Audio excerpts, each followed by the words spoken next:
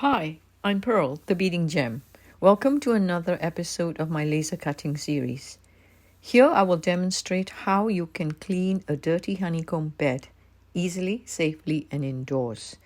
I am demonstrating with my X-Tool M1, but this method will work for any honeycomb bed so long as you can find a container which just fits it. First, determine how much solution you need. I'm using a 2-liter jug. That's one lot of water.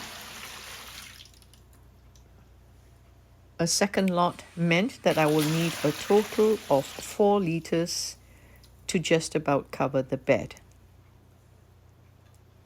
Next, empty out the test water.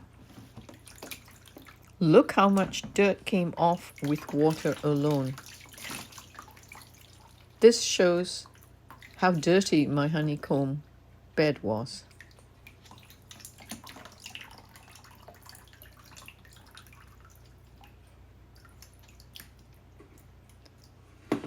Why citric acid?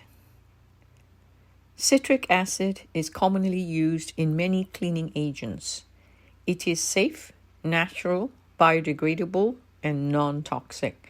Citric acid actually occurs naturally in citrus fruit. It is also produced in bulk using a fermentation process. Citric acid is a weak acid, better than vinegar, and it is not as corrosive and is odorless. I found the recipe for citric acid as a cleaning solution online. You can pause this section to make note if you like. As you can see, I needed 1 cup of citric acid for 4 liters. Here's the metric version. You do not have to be super accurate.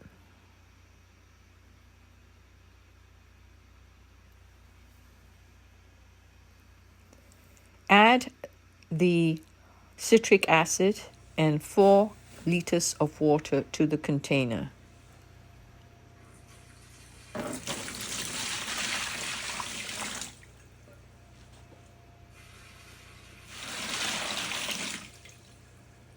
Then stir until the citric acid has dissolved.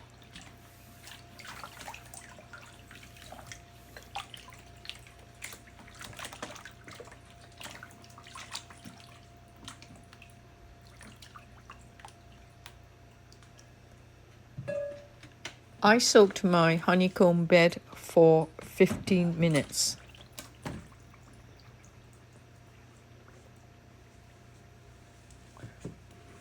I agitated the container every now and then during this time.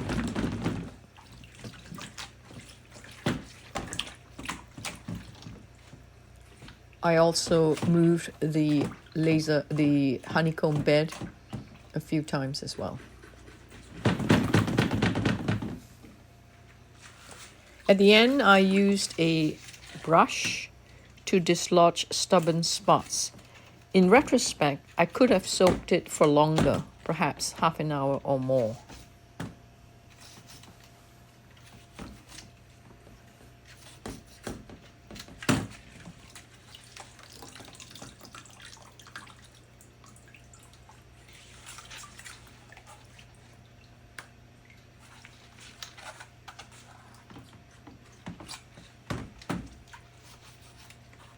It helps to tilt the bed here and there to be able to see sections that you might miss.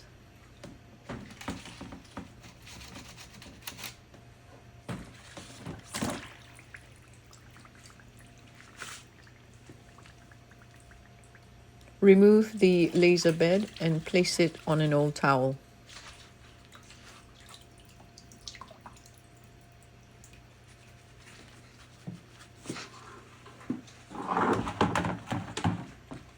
Drain away the dirty water, dirty solution.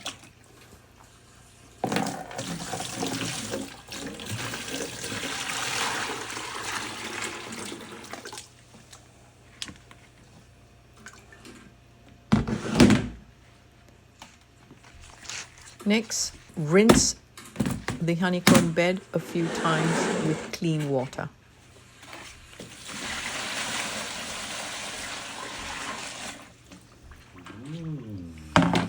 You can also clean it in a utility sink.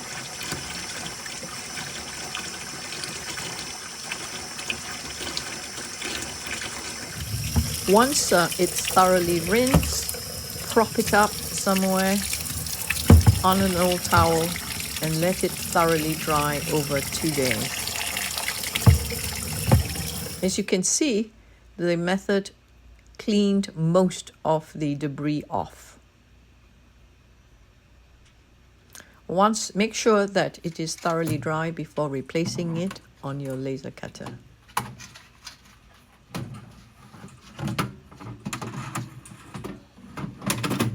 I hope this helps you.